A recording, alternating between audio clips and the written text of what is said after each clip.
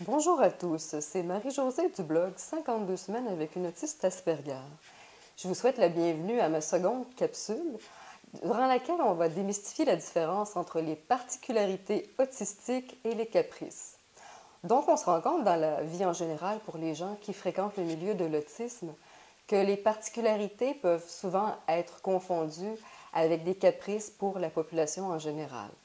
On a comme exemple premier celui de parents d'enfants autistes qui, lors d'une visite dans un commerce, dans un magasin, vont voir leur enfant faire une crise et vont voir que les gens autour d'eux portent souvent de gros jugements.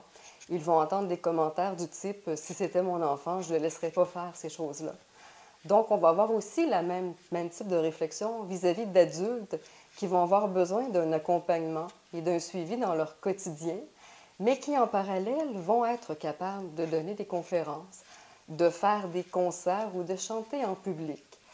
Si je peux vous faire une analogie, le comédien américain Jerry Seinfeld, dans un de ses sketchs, dit que la peur numéro un des gens, c'est de parler en public et que la seconde peur, ce qui arrive en deuxième, c'est la mort.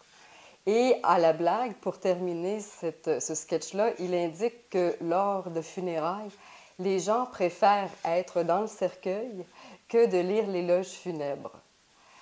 Au niveau des particularités autistiques qui peuvent être confondues avec des caprices, au niveau des interactions sociales, je peux vous donner par exemple quelqu'un qui a son travail, comme moi dans ma situation, je préfère avoir des interactions qui sont au niveau technique, c'est-à-dire où je vais partager des données, où je vais partager des chiffres et des choses qui sont concrètes, alors que je suis incapable dans mon travail d'avoir des interactions qui sont plus informelles.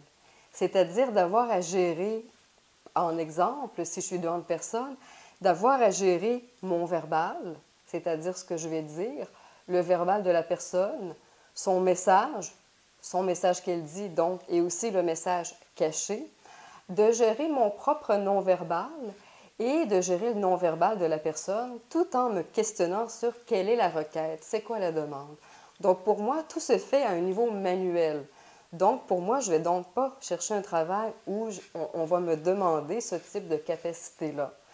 Par contre, le fait que je ne sois pas capable de le faire peut être passé pour du caprice parce que je vais justement avoir des difficultés à m'occuper de tâches comme au niveau de la réception ou d'être capable d'accueillir des gens alors que c'est un travail qui est souvent considéré comme quelque chose de simple et de facile pour la plupart des gens. Une autre chose qui est difficile, qui peut passer pour des caprices et même malheureusement pour du snobisme, c'est ma difficulté à fréquenter des gens en groupe. Dans un milieu professionnel, ça peut être plus difficile parce que les gens vont avoir tendance à aimer avoir des interactions, soit au poste, durant les heures de dîner. Et pour eux, à partir du moment où ils me connaissent moins en tant qu'individu, c'est plus difficile pour eux de bien voir mes capacités et mes qualités. Et ça va être plus facile de pointer des éléments qu'ils peuvent voir négativement. Donc, certaines choses que je peux avoir de la difficulté à faire, et non pas parce que je ne veux pas les faire, mais parce que je ne peux pas les faire, peuvent à ce moment-là être confondues avec du caprice. Il y a d'autres choses au niveau social qui sont difficiles pour moi, et je le vivais beaucoup avec mon conjoint il y a plusieurs années. C'est le fait que j'avais de la difficulté à aller à des rencontres dans ma belle famille, d'aller dans des soirées. Ce qui était très marquant pour moi, c'était le côté, comme je parlais dans la première vidéo, les troubles envahissants de l'environnement, c'est-à-dire le bruit, les différentes conversations croisées. C'était pour moi très difficile. Et c'était difficile pour lui de comprendre que c'était pas par caprice ou par snobisme que je voulais pas sortir. À un certain moment donné, je me suis retrouvée à une soirée où c'était une fête de Noël pour son employeur. Et il y avait de la musique très, très forte. Il y avait un groupe et dans la salle, il y avait beaucoup de gens qui parlaient. C'était un bruit de fond incroyable. Donc, la musique était beaucoup plus forte pour enterrer toutes les conversations. Et la seule chose que j'ai pu faire, c'était de me réfugier dans l'entrée près du vestiaire. J'étais complètement assommée, complètement abîmée. J'avais de la difficulté à gérer toute cette situation-là. Donc, pour moi, ce n'était pas le caprice parce que je ne voulais pas aller à la soirée. C'était que pour moi, c'était trop. Une autre des choses qui passe souvent pour un caprice pour une personne autiste, c'est au niveau des particularités alimentaires. Moi, quand j'étais enfant, je disais toujours à ma mère que j'aimais pas la texture des aliments. Puis c'était très drôle parce qu'à l'époque, on ne connaissait pas l'autisme dans ma famille. Je ne connaissais pas l'autisme non plus en tant qu'individu.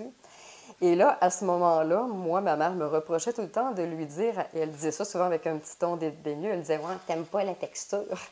Parce que moi, c'est ce que je disais toujours. Parce que pour moi, c'est plus facile de manger quelque chose qui ne goûte pas très bon que quelque chose qui va avoir une texture qui va m'apparaître désagréable, comme quelque chose qui va être un peu trop moelleux, qui va être un peu trop gluant. Ces choses-là m'ont amené durant ma vie à avoir des problèmes, des troubles alimentaires comme de l'anorexie. C'était pas ce qu'on appelle de l'anorexie nerveuse que les jeunes filles vivent pour demeurer minces.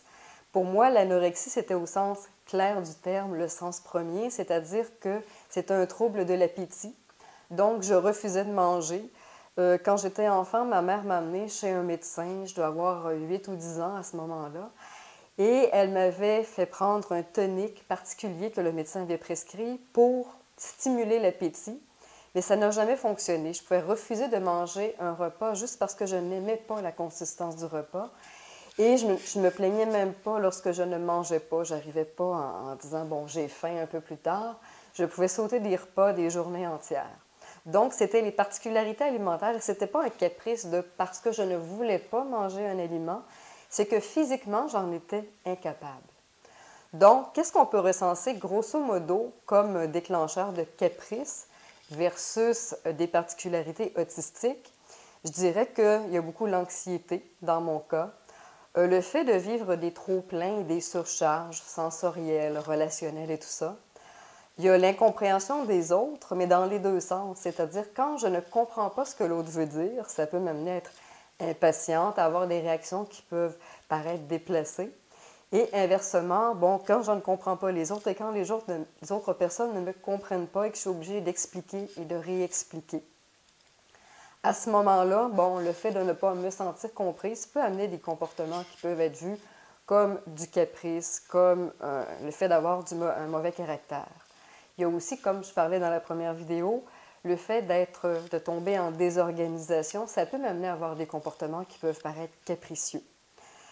En conclusion, je vous dirais qu'une chose qui peut aider à départager les caprices et les particularités, c'est qu'au niveau des caprices, il faut remarquer que ce n'est pas quelque chose qui est... Bien, habituellement, quand c'est un caprice, je suis en train de dire le contraire. Quand c'est un caprice, c'est quelque chose qui est volontaire, qui est voulu par la personne. Elle sait ce qu'elle fait quand elle fait un caprice. Elle le fait souvent pour tirer des avantages et ça peut être un peu aussi pour manipuler. Je ne parle pas nécessairement de grosses manipulations, mais pour avoir justement un objet, quelque chose qu'elle veut avoir. Alors que quand c'est une particularité autistique, c'est involontaire de la part de la personne autiste. C'est une question souvent de survie et ce n'est pas de la manipulation. Donc, en terminant, en conclusion, je vous donnerai comme petit truc de ne pas juger la personne autiste quand elle vit une situation que vous jugez comme un caprice. L'important, c'est peut-être de chercher en premier la raison de ce comportement-là et de chercher une solution pour l'aider. Donc, la raison pour laquelle cette personne-là fait quelque chose qui peut paraître comme un caprice est généralement quelque chose qui est logique, en tout cas qui fonctionne avec sa logique à elle, ou quelque chose qui est une source d'anxiété. Donc, je vous remercie d'avoir assisté à cette capsule des minutes autistiques et je vous invite à suivre la prochaine capsule au cours de laquelle je vais parler davantage des interactions sociales. Merci beaucoup et à la prochaine.